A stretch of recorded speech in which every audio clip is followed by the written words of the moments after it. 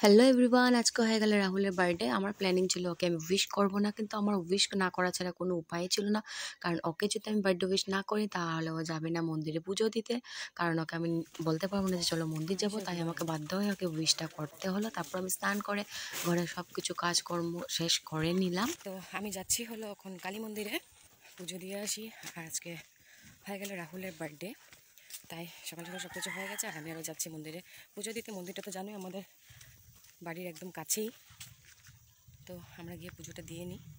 আর মানে আমার বার্থডে, ওর বার্থডে, আমাদের অ্যানিভার্সারি সব কিছুতে এখানে আমরা পুজো দিই। তো ঠিক আছে, চলো আগে পুজোটা দিয়ে নিই।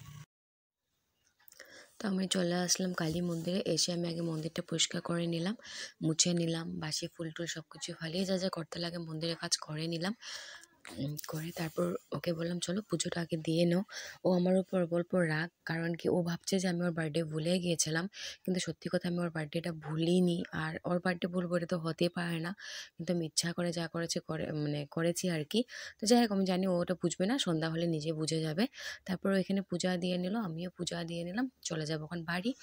বাড়ি গিয়ে সব কিছু কাজকর্ম করে খাওয়া দাওয়া করলে আমি রেডি হয়ে গেলাম। আমি আর বনু বার হয়ে গেলাম একটু বাজার যাব, কারণ কিছু কিছু জিনিস আনার বাকি আছে যেগুলো আমি আনতে পারিনি, সময় পাইনি। ভাবলাম এখন গিয়ে দুমাদুম করে নিয়ে আসি। দেখো এখানে সব কিছু নিয়ে এসেছি। এখানে চলে আসলো বার্থডে কেক, যেটা দিয়েছে ওকে ওর ফ্রেন্ডরা। আমাকে ওরা আগে বলে দিয়েছিল যে যাতে আমি কেকটা না আনি, কারণ ওরা কেক আনবে, তাই আমি আর আনিনি কেকটা। এখানে ওরা সবাই চলে আসলো। আমি বলেছিলাম যে রুমটা যাতে একটু সাজিয়ে দে, তো ওরা সবাই ঠিক সময় মতন চলে এসেছে, যে যা কাজ করে। তো এখানে রুম সাজানো হয়ে গেছে, বাট ও এখনও আসেনি। আমরা সবাই বসে ওয়েট করছি কখন আসবে, ফোন করা হচ্ছে বাট এখন আসেনি। আর দেখো কোনখানে লুকিয়ে আছে, যে যার জায়গা মতন পোজ নিয়ে নিয়ে লুকিয়ে আছে যে আসবে আর ধামাকা হবে মানে। তো ফাইনালি ও চলে আসলো, আমাদের বার্থডে বয়, যার বার্থডে আজকে। তো চলে আসলো। আর একটা এখানে মজার ঘটনা হয়েছে, আজকে বলবো না, অন্য কোনো ব্লগে তোমাদের সাথে নিশ্চয়ই শেয়ার করব কি হয়েছিল। তারপরও চলে আসলো।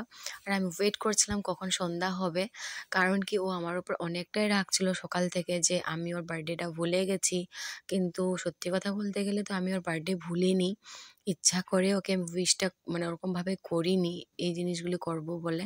তো যাই হোক, আমি ভেবেছিলাম যে সন্ধ্যা হলে তো জানতেই পারবে, তাই সন্ধ্যারে ওয়েট করছিলাম। তারপর এখানে সবাই মিলে একটু ফুর্তি করলো, ওরা হাসাহাসি করলো। তারপরে বসে গেল কেক কাটতে। কেক কাটতে বসে বলে কি আমি কেক কাটবো না, ফু দিয়ে বলে মোমবাতিগুলি নিভিয়ে বলে হয়ে গেছে আমার কেক কাটা, কেকটা নিয়ে যাও। তারপরে যে যাই হোক ফাইনালি বসলো কেক কাটতে, কেক কাটিং করছে। তোমরা সবাই উইশ করবে ওর বার্থডে দিনটাতে আজকে, যাতে ও অনেক অনেক অনেক হ্যাপি থাকে, সারা জীবন অনেক সুখে থাকে, ওর লাইফটা অনেক সাকসেসফুলি হয়, এটাই তোমরা সবাই প্রে করবে ওর জন্য। তারপর কেক কাটা হয়ে গেল। হওয়ার পর আর এখানে দেখো আমাকে ভালো করে ভিডিও করছে, কারণ আমি কেকটা অনেক টেস্টি নিয়ে নিয়ে খাচ্ছি। অরিজিনালি কেকটা অনেক টেস্টি ছিল। আর সব ওর যত ফ্রেন্ড আছে সবাইকে থ্যাংক ইউ, অনেক অনেক অনেক। আর দেখো এখানে কেক লাগিয়ে ওরা সবাই ভূত হয়ে গেছে। তারপর ওদেরকে দিয়ে দিলাম খাওয়া, ওরা খেয়ে নিল খাওয়া। খাওয়া ওরা নিজেরা নিজেরা গল্প করে ফুর্তি করে করে খাওয়া খেয়ে নিল। তারপর এখানে দেখো কি অবস্থা করেছে। মাকে আমি বলেছিলাম এই তোমাদেরকে যে দুলাইজান থেকে আমার পাপা আসছে। তো এই যে পাপা মানে দুই পাপা মিলে মাকে কি করছে কেক দিয়ে। মানুষের লাইফে আর কি আছে বলো, এইসবই দিনগুলি মনে থেকে যায়, মেমোরিগুলি মনে থেকে যায়। আর কি আছে মানুষের লাইফে, এই ফুর্তিগুলি মানে থাকবে একদিন মনে।